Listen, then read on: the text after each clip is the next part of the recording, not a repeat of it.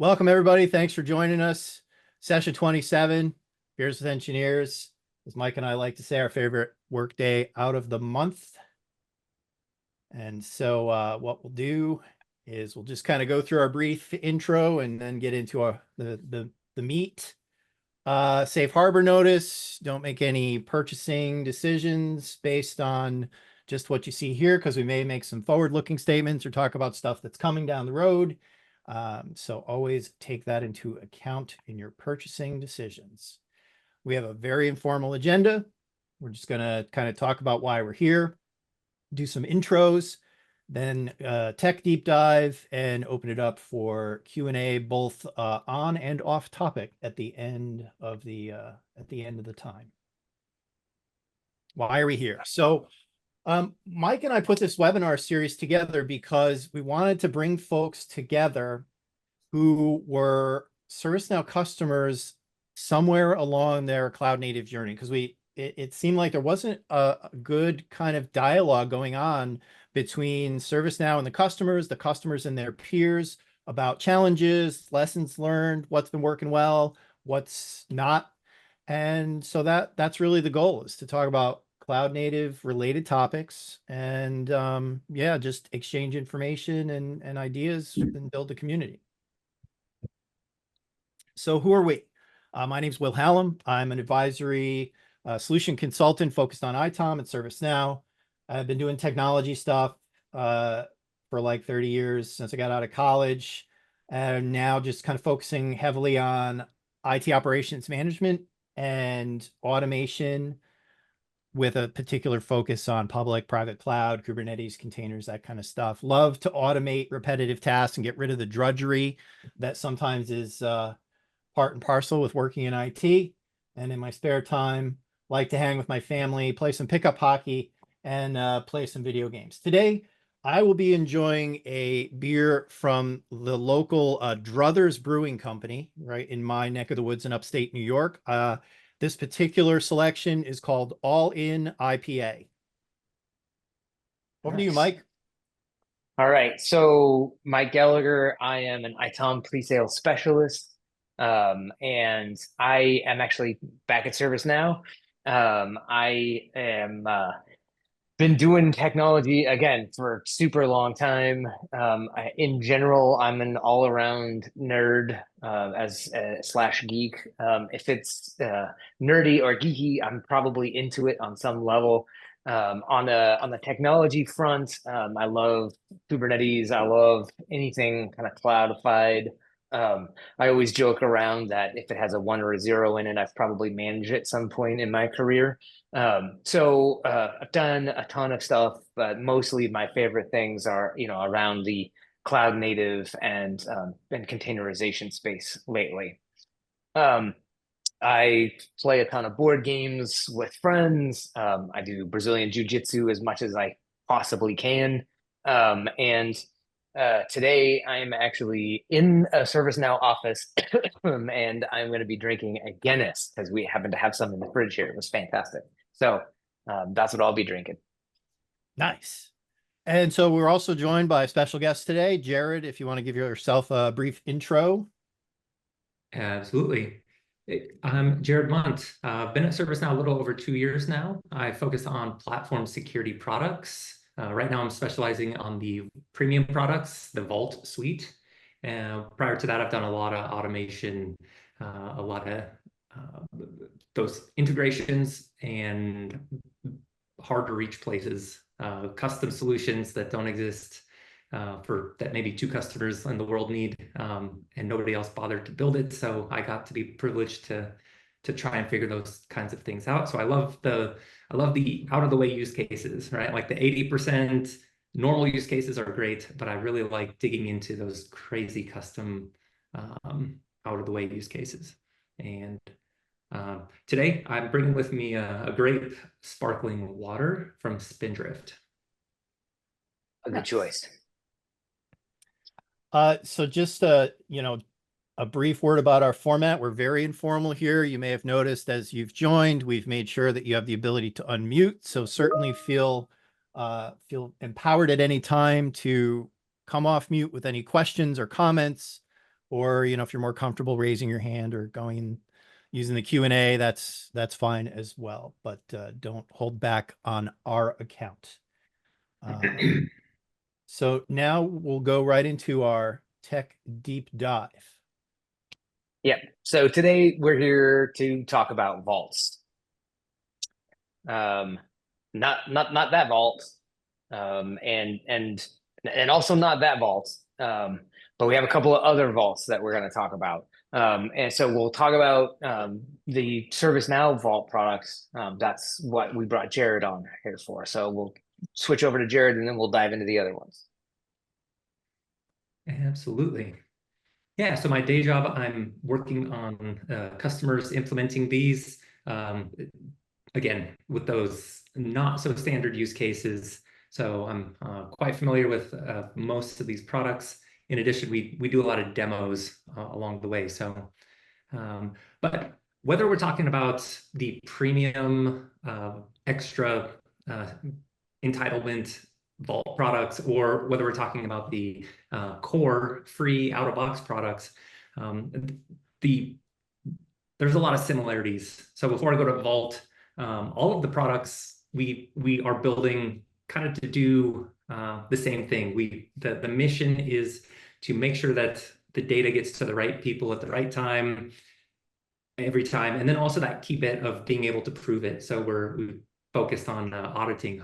I see a few names I recognize on the attendee list, people who've been around a platform for 10 years, that security things the big innovations were few and far between early on, but now every release we're coming out with something new, enhancing things. And that's really to get back to this mission right here, get the right data to the right people. And part of the mission, before I talk about any particular single product, I always come back to this. And maybe that's, a little bit of the CTA class coming out, or maybe it's just, it prompts so many good questions from the audience. But again, security, we look at it through the lens of the shared responsibility model. All cloud vendors have a version of this.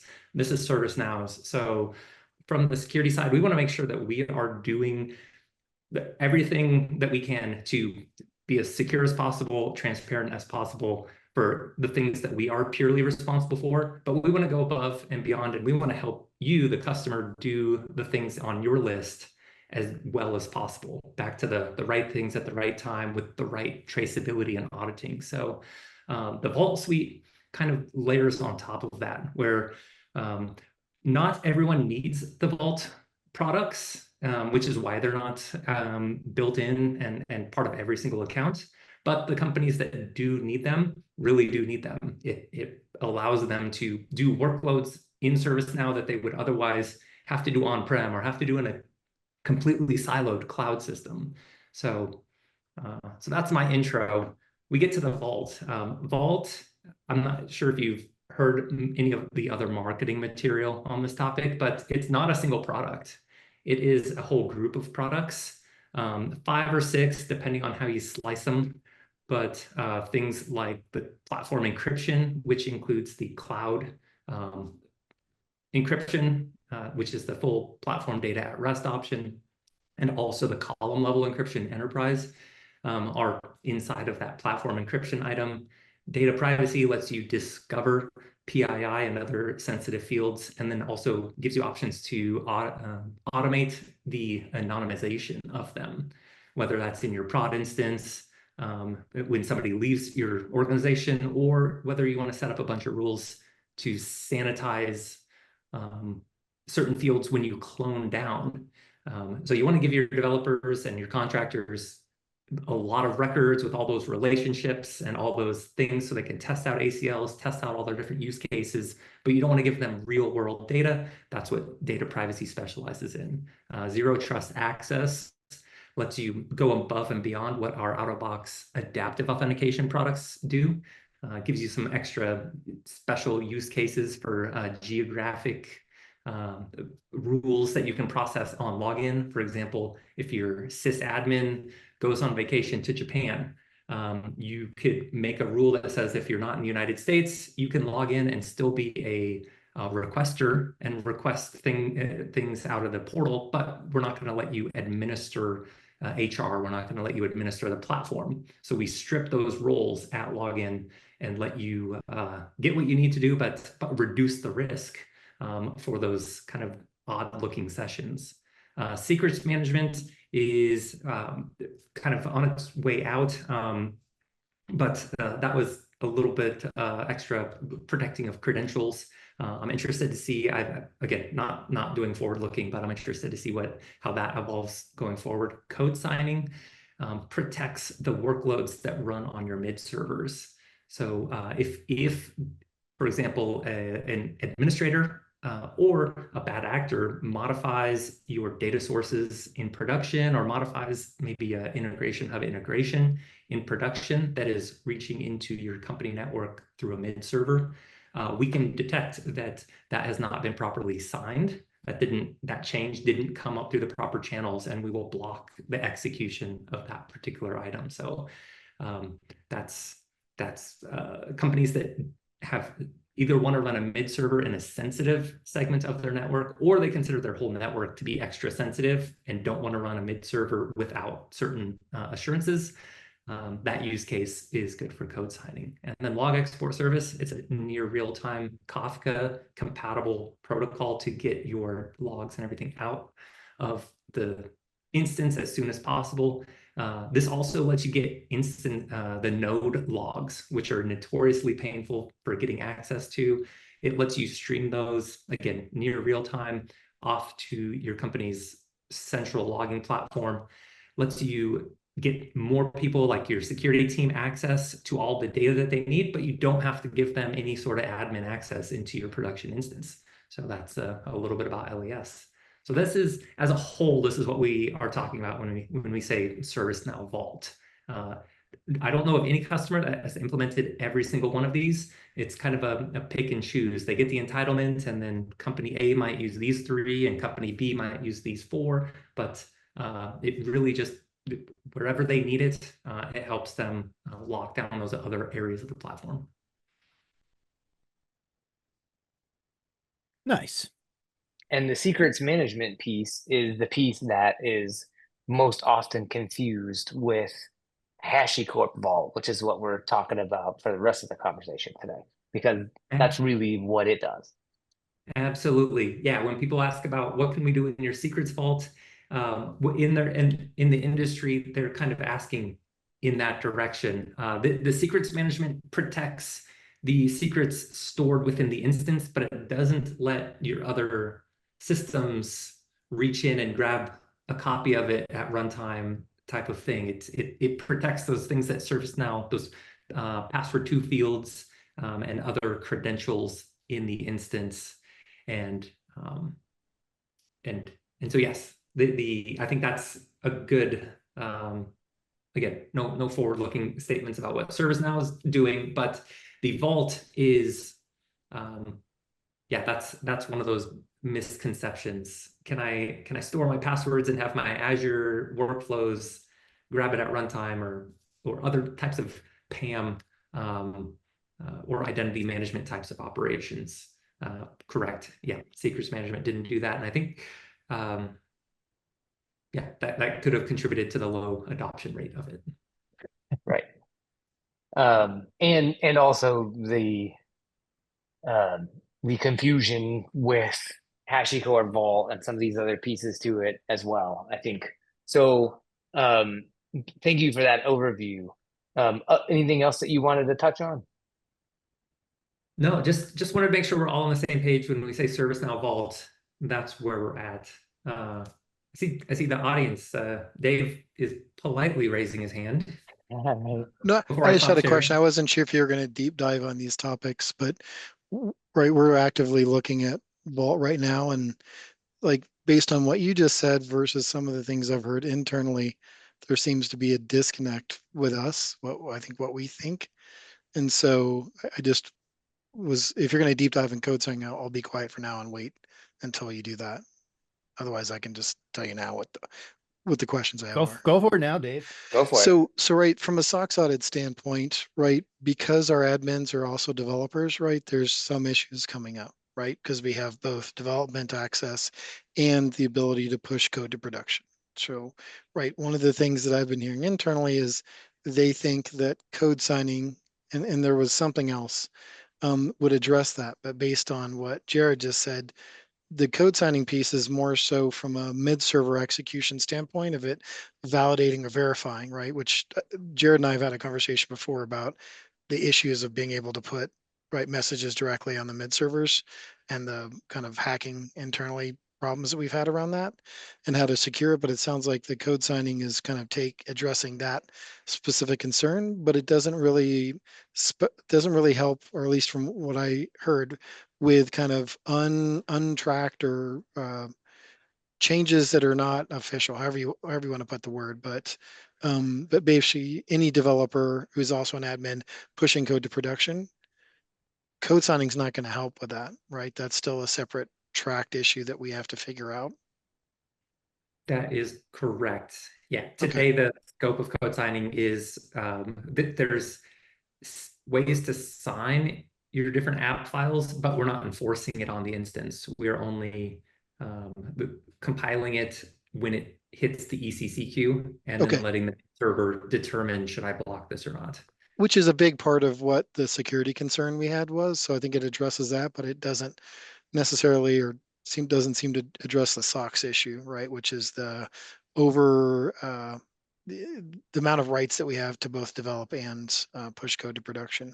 So I think they're going to have to revisit that, because I think we thought internally we would be able to sign it and nothing would run in the production instance, whereas reality is it won't run on the mid servers itself. So people could still change business rules or script includes that have nothing to do with running them on the mid server, right? And so, okay, that's a good thing. Correct. Okay, good. Yeah. There's a different, I think code signing could, if you wanted, I don't want to get too way off topic, but this is, like I said in the intro, and why I have the safe harbor as my background right now. I do love these. I do like that.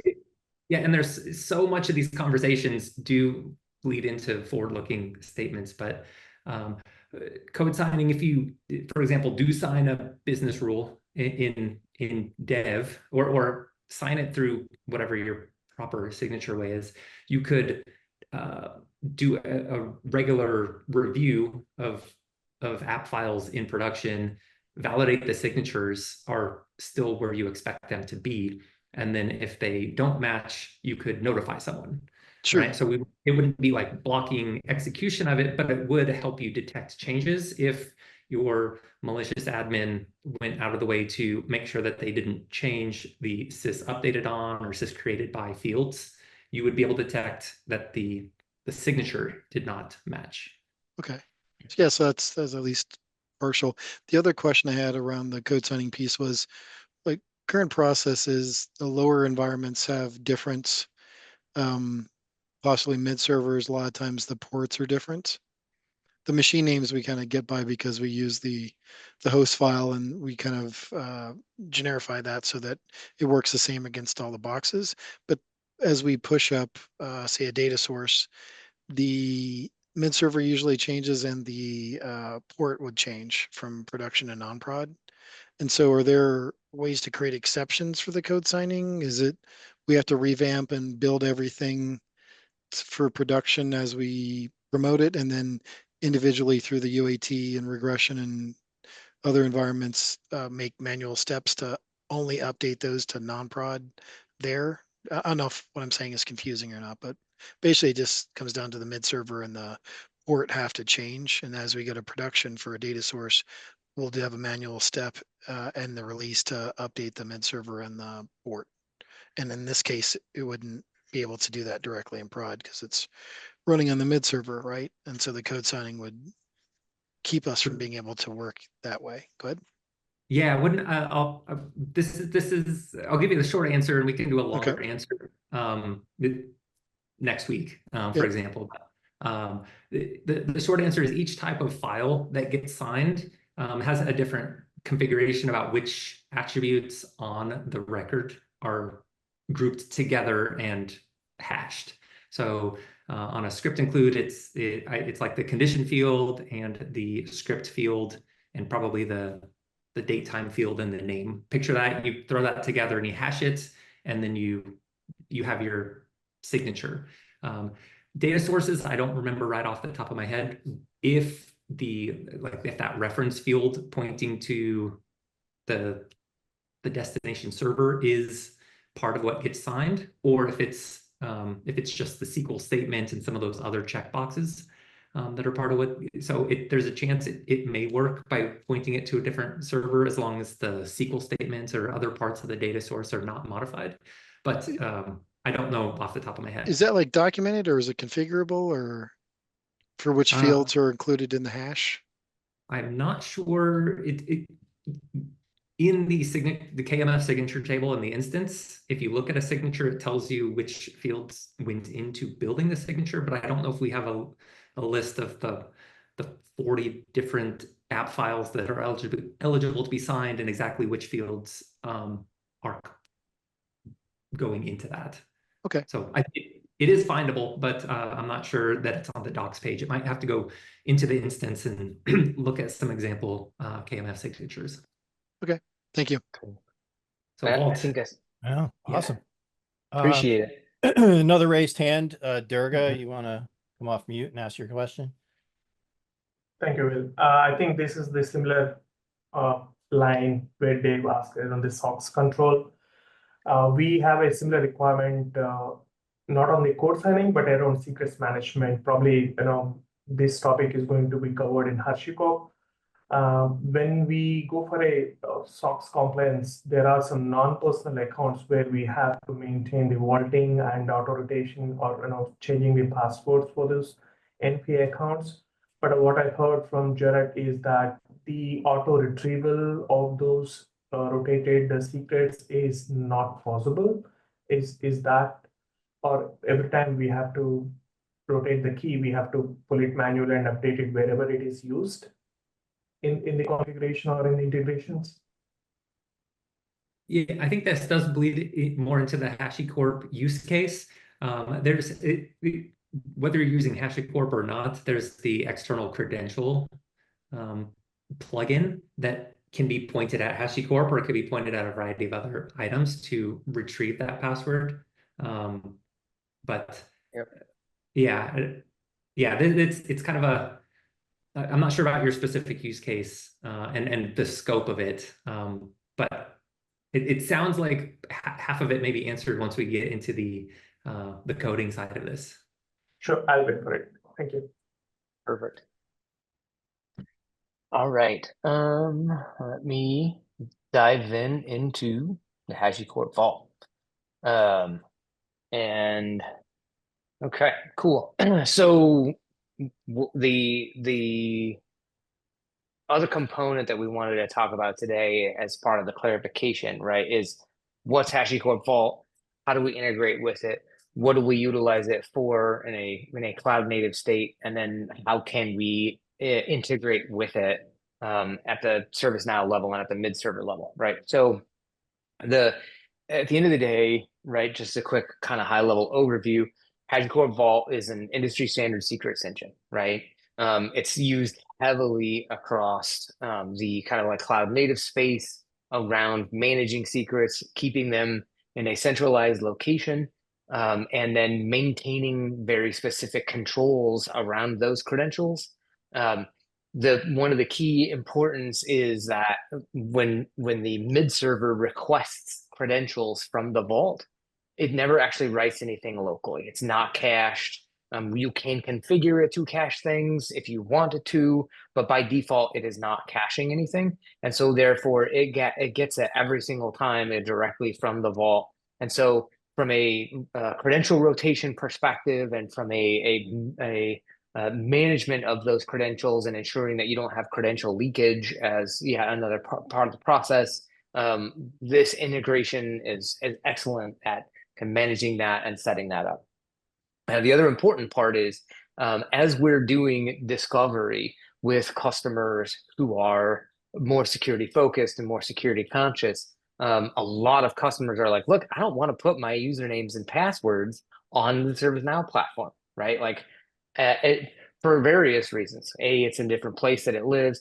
B, now all of a sudden I have another place that I have to go and manage it when I do change it from a credential rotation perspective.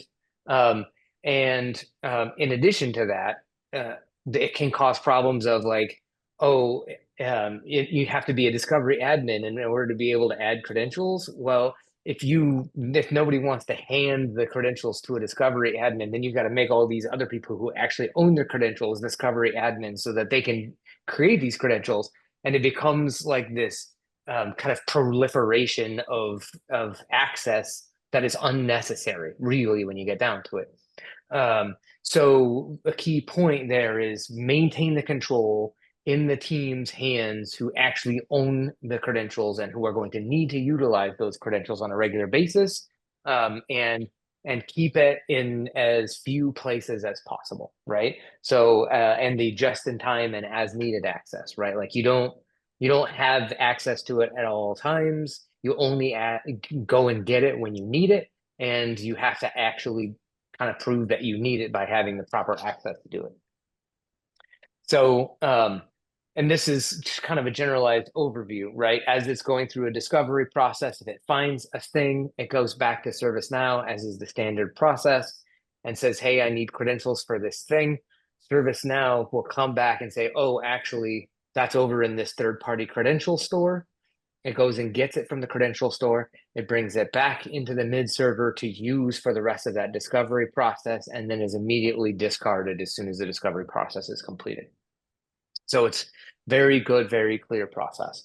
So let's talk a little bit about kind of the big major components that I see. We could break it down more granularly than this, but this is kind of high level, right? There's the platform plugins that are necessary in order to be able to make this work. There's a credential record that's necessary. There's the Vault agent itself. There's the mid-server process and getting the mid-server process configured properly. And then at the back end of it, there's actually the Vault server that is holding the credentials and storing them all for you. So I'll just kind of like step through these at high level, and then I'll actually log into the platform and show you some of them here shortly. So there's two separate plugins. There's the external credential storage plugin, and then the actual third-party credential resolver plugin that needs to be installed. There's multiple different third-party credential resolvers that we have integrations with. We just happen to be talking about the HashiCorp one today. So first is that credential storage, which just gives you the ability to utilize a third-party resolver, and then the HashiCorp one is specific to utilizing the HashiCorp one. Hey, Mike, when yeah. you were a customer, did your company use HashiCorp? I thought you said you had kind of seen this all in prod as ServiceNow platform owner. Is that correct? Okay. Yeah, that's a correct statement. We used it, and what was interesting about it was all of the credentials were all there already anyway, right? So we just basically had to get the right policies and the right access put in place, and then we had access to the necessary credentials to do what we needed to do. Nice. And it didn't require somebody to go in and manually replicate a bunch of these credentials in a bunch of different places already, right? So the credential record, there's a couple of key components about the credential record that you may not see unless you have the plugin set up and you're actually doing this setup. First things first, and this is actually super important, there's the external storage view up there in the top left corner. If you don't have the credential view set to the external storage view, you will not see this external credential store checkbox. And you won't be able to test the credential properly. So it's important to be able to actually set this up and look at this correctly to be able to set that external credential storage view. And this is how the mid-server knows, oh, hey, I'm going to go look at this third-party credential storage, other than requesting it and getting it back from the ServiceNow platform. This is kind of a stub that the ServiceNow platform sends back and says, hey, go ask these guys over here because they'll let you know. And then you have to have the Vault agent, right? So the Vault agent is actually a running process that's running on the mid server. It can be running elsewhere. That is configurable. There's other things that you can do, but kind of the default process so far up to this point has been you run the Vault agent on the mid server, and it is effectively just a proxy, an API proxy between the Vault server and the mid server, right? And this is an example configuration of the agent.hcl file that lives on the mid server and tells the agent how to run and what port to listen on and where to forward the requests over to. And the important piece here to note is that I'm using the auto auth method for that. So basically, as soon as the agent comes up, it authenticates against the HashiCorp server, the Vault server, as and it uses, in this particular case, the app role authentication method. There's a bunch of authentication methods that are available for Vault.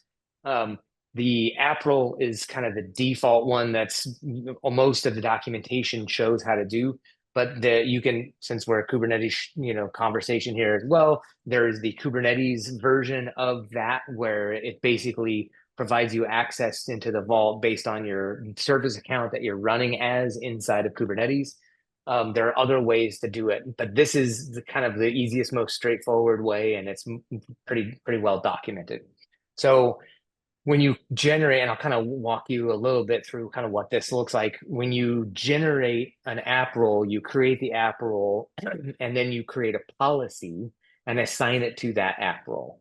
And the policy basically says what it can access, and the app role is basically how you authenticate as, hey, I am this thing, and then that policy gets attached to that authentication. And so therefore, then that determines what you have access to. And so we'll dig into that more as we get that running.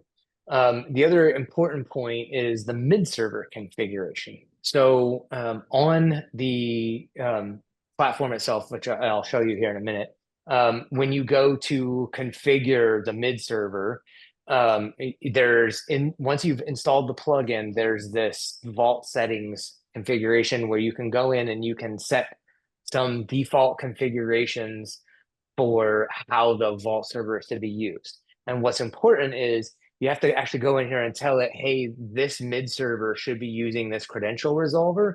And that tells the ServiceNow platform to push the HashiCorp Vault jar file down into that mid server, because there's a separate jar file that's basically is how it accesses the agent, right? And so that process then accesses the agent, which then forwards it over to the server, right? It's kind of a whole roundabout process.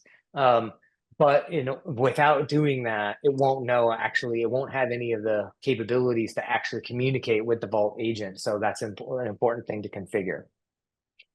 And then, of course, the Vault server itself is another kind of big major component. In most cases,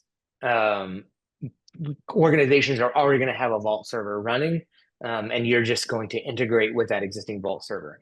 I have a community document, a blog article that I'm working on that I would expect will be published either today or tomorrow, that covers this whole process and how I built all this stuff.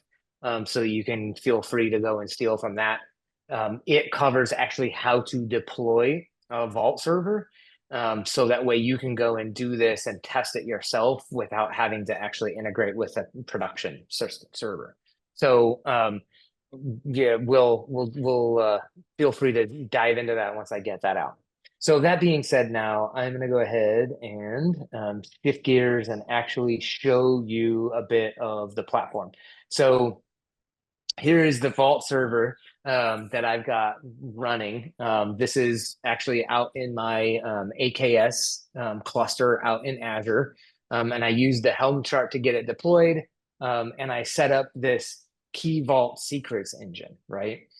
So by default, it does not have any secrets engines installed on it and running on it when you set it up.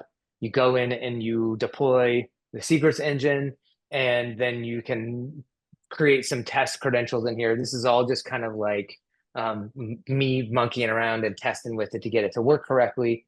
And what I did was I actually created a Linux SSH key credential for example purposes so that I can show you kind of what it looks like when it discovers it, right? So I have this Linux machine that I've deployed out here on Azure, and I got it set up with SSH access, and I set up this this credential for it, this secret for it within HashiCorp Vault. So in order to actually get the mid server kind of up and working, I actually had to build a custom mid container image in order to get this working.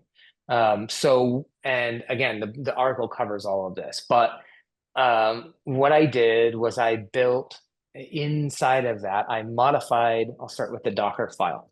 So the Docker file for the mid server, by default, you know, it pulls down the container, the mid server image, and it starts kind of building some basic components. The most important was inside of my build directory, there's an asset directory where it has like the init scripts for starting up the mid server and some of the other components. Inside of there, I also put in the role ID, which is a identifier for which role I'm going to assume when I auto authenticate. And then I put the secret ID, which again is kind of like the password to that role ID, right? For lack of, for more simplistic terms. And then I put in the agent HCL, which is the configuration file that I was showing around how the agent is supposed to operate and how this is all going to work.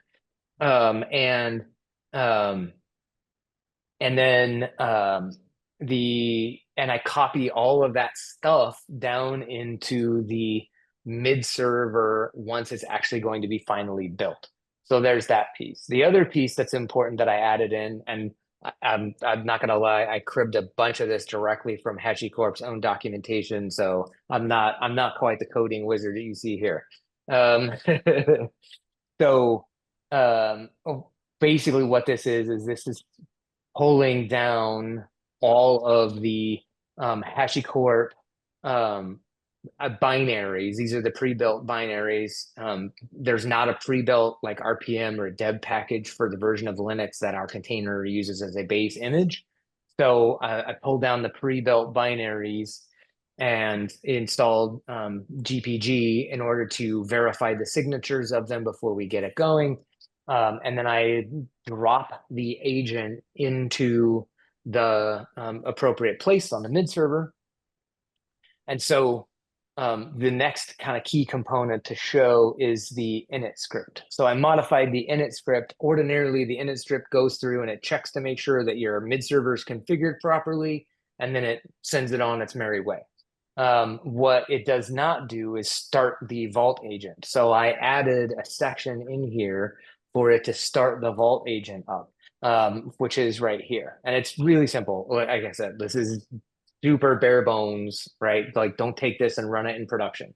But all I did was tell it, hey, if the agent file is configured properly, then say, hey, I'm going to start up the agent file and actually fire it up.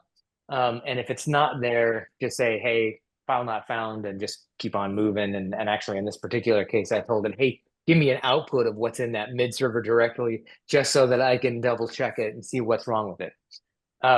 So now I went and I built this and I pushed it up into an Azure Container Registry so that the Kubernetes cluster could actually deploy that image internally within the cluster. So I built that up, I pushed it up into Azure Container Registry, and then got that running. And so now it is running out on my cluster, and it's logging away here and having a good old time with it. So just to clarify, yeah, you don't have to run your mid in a container for any of this. You can run a plain old standalone mid and use the external credential resolver. This is just kind of highest degree of difficulty. Everything other than this is going to be probably like way easier because you've got an actual server you can just fiddle around with and tweak things as you need to get all the vault pieces working. So if any of this is intimidating for folks, this isn't like baseline. This is full containerization, highest degree of difficulty. Yeah, this is, hey, I want it all to live within the Kubernetes cluster. So that's what I'm going to do, because that's beers with engineers.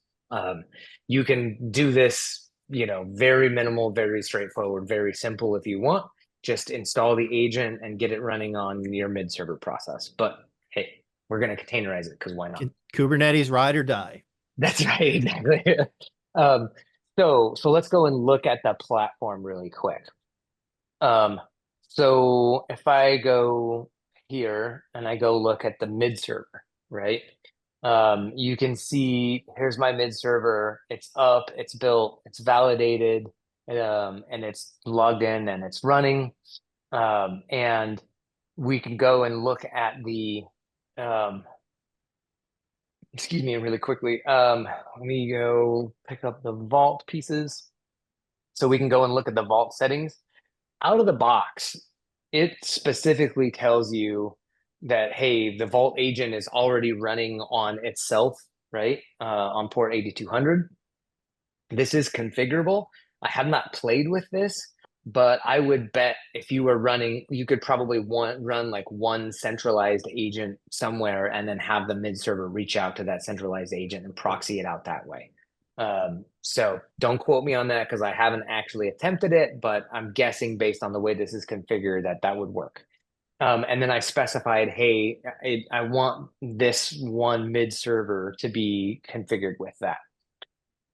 So it actually also comes up with some direct documentation from HashiCorp on how to actually go and install this and configure it. So it's actually pretty darn nice. And I definitely leaned heavily on this and getting this all set up. So one of the other things, one of the other key components is to look at the credential record itself, right? So for this private key record, here is the private key record. You can, from here, you'll see that I've got the external storage view on, which is super important. I've got this external credential store checkmark checked. And then this is a big caveat. There's this credential storage vault has a dropdown that has two options, none and CyberArk, and no HashiCorp anywhere. And so if you put it on CyberArk, it will fail. So you have to leave it on none. Otherwise, bad things happen. And you have to have this path correct. So this path pretty closely mirrors this path here, right?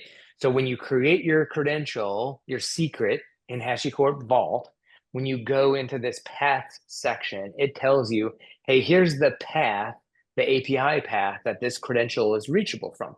Because at the end of the day, really, HashiCorp Vault is an API engine with a bunch of configuration stuff on the back end of it, right? And so you can hit it, via curl, right? As long as you pass it the right stuff, you can get back the secrets and get all that data back.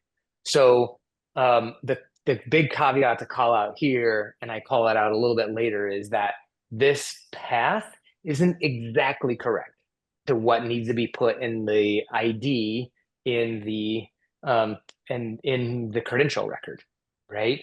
You'll notice I have kv/data/mtg test Linux. Here it's got the /v1 first. The /v1 is assumed by the credential resolver configuration on the mid server. And so it automatically adds that /v1 to the beginning of the URL as it's building the URL when it makes the request. So if you copy and paste this exact path over into your credential record, it will fail. So, because it'll have an extra /v1 on the beginning of it. Learned that lesson the hard way. So that being said, once you've got the credential built, you've got the server running in the background, you've got the agent that's up and is authenticated to the server, and the mid server is all built and running, you can actually go and run. What I did is I went and I built a discovery schedule. There's two ways you can do it, right? First of all, actually, let me rewind. First things first, you can just go in here and you can say test credential. Right, here's another caveat. If you're not in the external credential storage view, like if you change this view to the default view, things don't appear correctly and this test credential link will not work. But if you change it to the external storage view, the test credential link will work and it'll run out to it and it'll actually validate it. Now, you can go and look in my log here and you can see where it actually made the query over to the external credential storage, unless my logging just died on me. And it'll pull it out. Hold on. Why is that not working correctly now? Bloop. Let's see here. Under output. I don't see where it actually did the query. Huh. Well, we'll see it in a second when I run the discovery. So once I go into, oops, wrong. When I go to the discovery schedule, you can see it actually hit it there pretty well. So go into my test schedule here and run the discovery. Discover now. So all I did in here was just say, hey, do a targeted scan of that one server. And so now it's actually starting up the scan and it'll pull the credential, secure access audit, SSH command. So it's pulling it and it's actually getting the output and actually running against the discovery scan. You know what? It doesn't log anything in here unless it fails. Let's do that. Let's make it break. Before I get on time. Okay. So let's do what I was saying. Let's add in the /v1.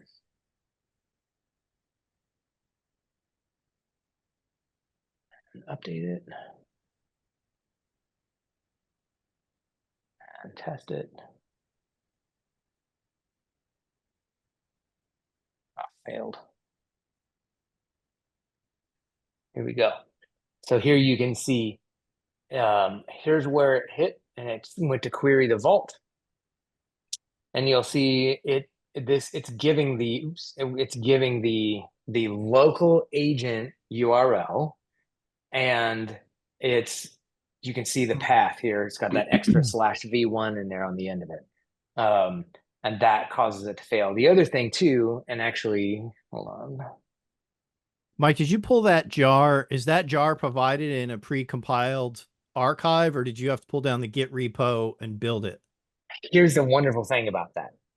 The old method, you had to download their jar file, then upload it to the instance, and then push it down to all your mid servers. Yeah. That's no longer the case.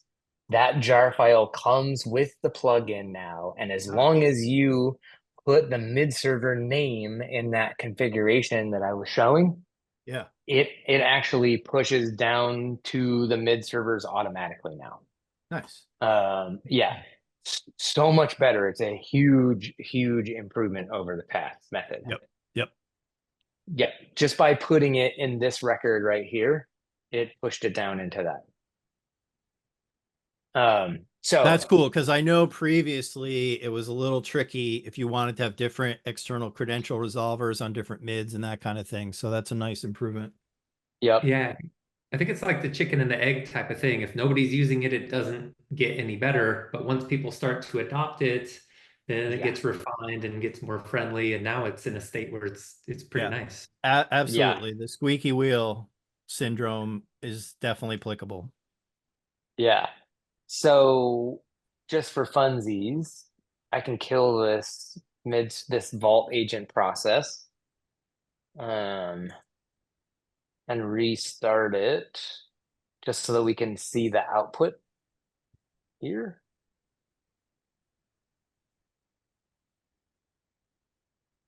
So the agent just re-authenticated itself against the server and just pull back in.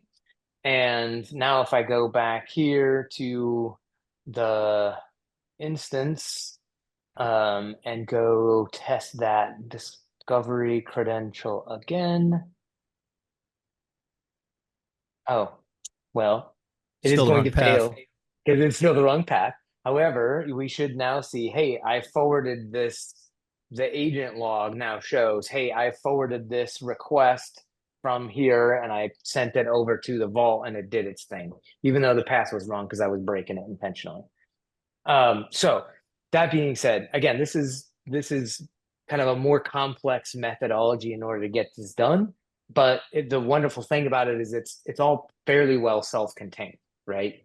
The deployment of the vault within my Kubernetes cluster was literally like one Helm chart. And I'll kind of walk you through all that in the blog article. It's really quite simple, very lightweight, easy to set up and run. It's even got some stuff where you can run a vault in dev mode just to like bang on it. And it gives you kind of like God mode access to it, which is really helpful for testing some of these things and kind of playing around with it. So there was a question about password rotation against Active Directory. And I think, so at the end of the day, password rotation is kind of part of the process.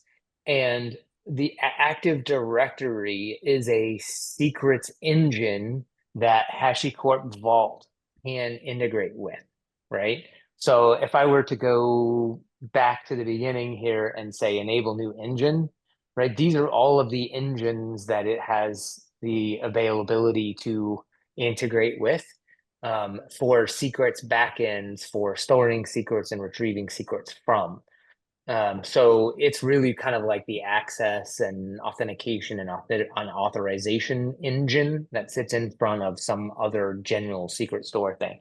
It just so happens that the KV engine lives inside of Vault, but there are other engines that it can utilize as secret store backends. So I am not a HashiCorp Vault expert by any stretch of the means. So if you want to dive into how that works with I'm assuming this LDAP plugin, right, would be what you're thinking about from an Active Directory standpoint, I would recommend getting in touch with a HashiCorp guy so they can walk you through that. To echo your prior comment about the HashiCorp docs, though, they have copious documentation, including a load of tutorial content. Yep. So it is really easy to at least get your feet wet with some of this stuff and gain, sufficient understanding that at least when you come to talk to your enterprise Hashi Vault admins, you can kind of be on the same page and speaking the same language with regard to how to, put the two pieces together. Yep. So a couple of things just to call out really quick before we wrap, and then we'll open up for more questions. I already showed you the caveat with the path thing, right? Make sure that you're not including that /v1 in the path. That can be a problem. Oh, policy. I didn't talk about the policy. I can show you that really quickly. Policies are how it determines who should have access to what things, and it usually uses a path. That being said, some of our documentation and some of the demo documentation is based on an older version of the policies engine and an older version of the secrets engine. So the path shows secret /. So what this is saying is that anything that has this policy applied to it has read access to anything under the KV pathway within that, right? And so a lot of the documentation has secret listed here instead of KV, and that's the older version of the paths and the older version of the secrets engine, and that'll trip you up if you're following some of the documentation closely. The credential storage vault drop down in the credential storage in the credential record. I mentioned this a little bit. It defaults to CyberArk. And sometimes, like if you go open up the record, it'll pop it down to CyberArk again. And then if you save it, it'll mess it up and start failing. So you have to set it back to none and update it before you change it. And also to always double check that you're in the external credential storage view when you're working with credentials that should be in an external credential store. Awesome. Wow, right at time. So before I shut all of this down, we'll as part of the wrap up, we'll include some of the helpful links around HashiCorp Vault, as well as some of the ServiceNow Vault components. Thank you guys. It's really fun to present my first Beards with Engineers back. Really excited about it. What questions do you have?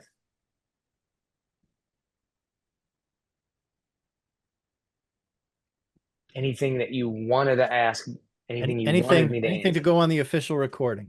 Oh, Dave's got his hand up. What Go, you got, Dave. Dave?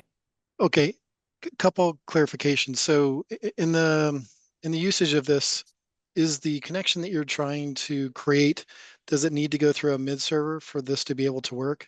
Meaning if you're Yes. going, yeah, and that was one of the limitations. So right now, if we wanted to put kind of instance to instance integrations we can't use this, and it also doesn't seem to be functional in the SGCs for the seemingly the same reason, because they're not going through mid servers, right, for the cloud connectivity. And so any Yeah, as far plans as I to be able to know, enable it outside of that? Or go ahead.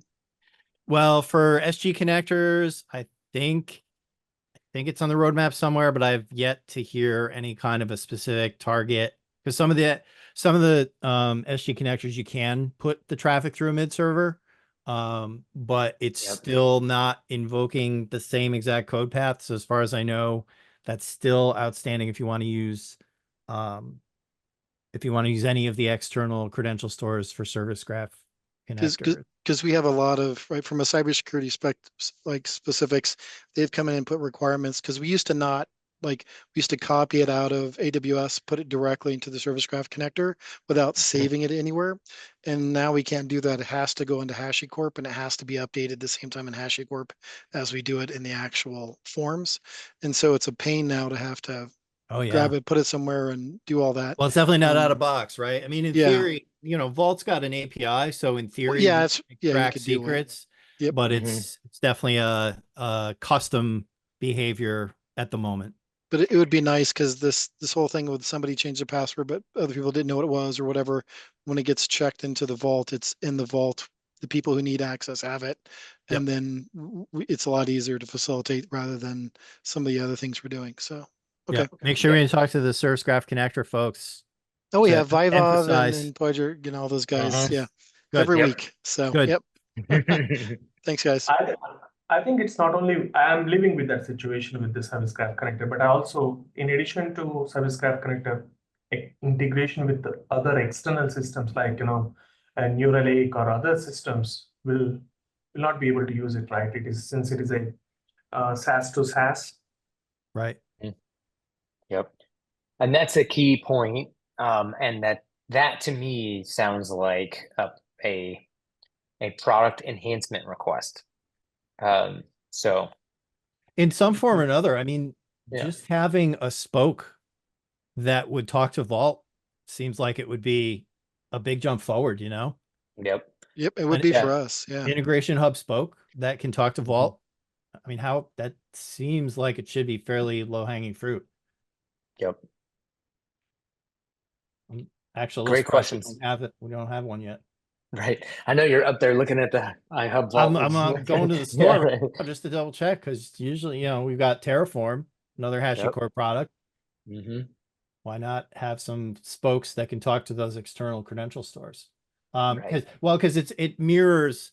I did some playing around. I set up Vault in my own Kubernetes cluster. I actually configured the Vault secrets operator, which syncs secrets out of Vault into Kubernetes secrets. And I set up CNO v2 to pull its credentials from Vault using secrets operator, and it all worked really slick. And, you know, talk about just taking the rigor of maintaining those credentials out of, you know, out of people's hands and just letting it go and keep it rotated and secure. It would be awesome to be able to do that. But the missing piece would be something to sync the credential out of Vault and into the instance. Because in this case, it's a credential that's being used to log into the ServiceNow instance. Well, and I would even argue, and again, we're this is forward looking and Oh yeah, architectural we're pie in the design sky stuff. territory now. We're nerding here, so I want to be clear, right? Like I would argue that it should be real time as opposed to syncing it into the platform. Yeah, right? just event-driven at time to go grab it and pull it back. Yeah, well, you can Yeah. do that as well. You can actually run a sidecar container. And again, not to get too tangential, but with Kubernetes, you can run a sidecar container that dynamically pulls secrets from Vault. But that was a little less transparent to Yeah. the pod that's using that Kubernetes secret. You had to do some additional stuff. So I was going to do that next. Yeah. I mean more along the lines of the ServiceNow platform. Yes. Right. Like bluntly, as much as I love having our credentials, right? Like if I could just say, hey, all credentials just go hit up Vault, like, and no matter what type or what it was doing, right? Like just pull those like on a real-time basis. I know for a fact there's a lot of customers that would be a big win for. And that being said, I'm going to stop pontificating now. Do we have other questions that we want to hit on the record before we shut the recording down and talk more off the record? All right. Well, thanks everybody for joining us for this amazing session. One real quick thing. Next session is October 24th. Super excited about it. We are going to dig into tag governance, all about how we're managing tags, how we're ingesting tags, and also how we can automate some of the fixes for tagging, utilizing the tag governance piece. So super looking forward to it. Make sure you go get registered for that. And as always, you can catch it on YouTube afterwards if you can't make it. Thanks, everybody. Have an amazing time.